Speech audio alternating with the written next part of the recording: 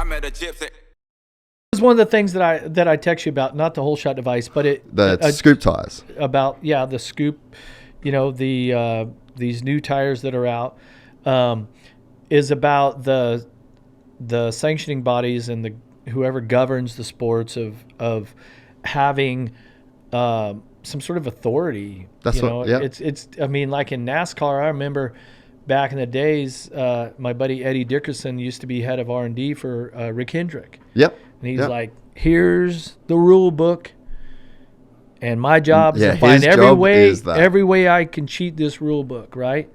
But, whatever, we go to the race, and first 2 races of the year, Fords are kicking ass. They come to the 3rd race. They said, yeah, you're taking an inch off your rear wing or something, the rear spoiler. Well, that's bullshit. We don't want to take an inch off. And they said, well, you don't have to race here. You can go race the other championship.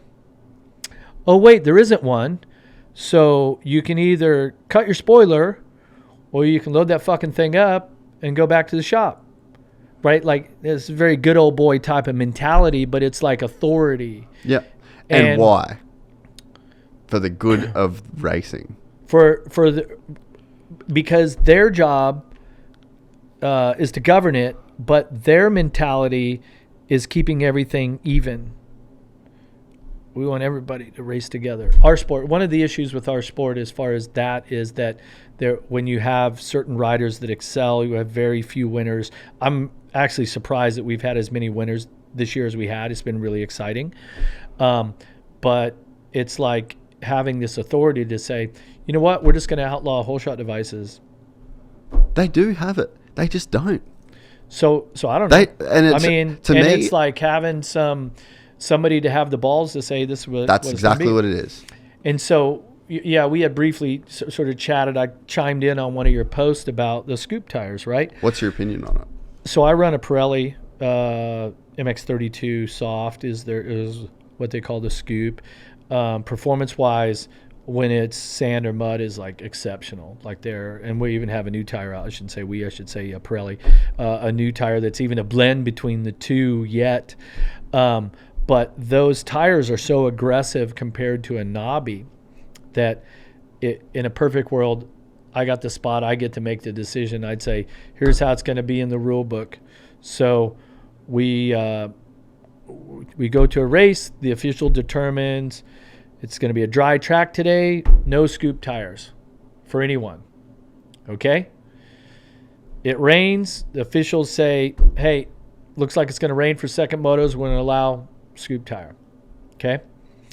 Then it comes down to the track. Well, the start being so important, you could have a hard pack or mid-soft sort of track, but yet they disc the start up super deep. Dude, when it's fluffy or mud or sand, the tire, it's like it gets on top and just goes. It's so much better. So you're not like,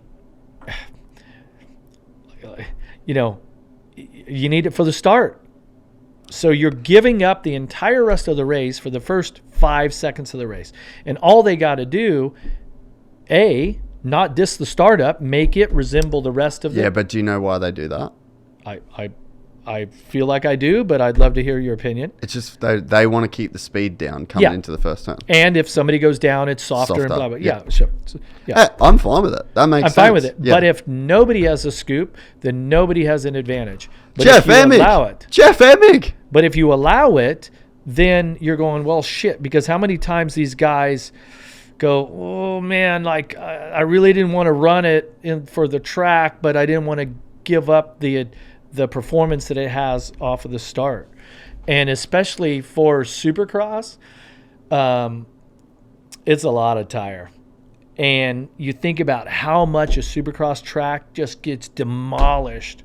And the track crew, especially when it's soft, they're trying to keep up with the ruts and all this. Surely a 250 4-stroke is like riding a 252 stroke in my day.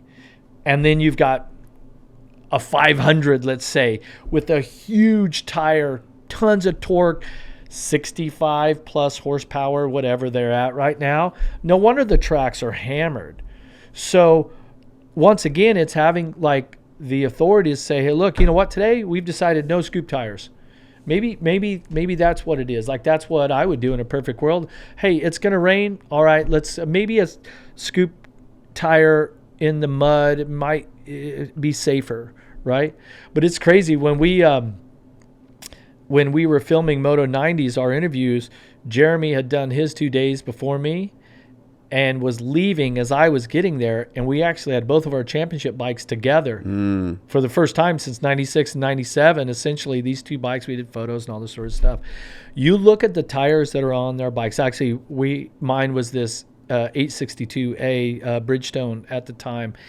It looks like something that's on a fucking trail bike, like a TTR.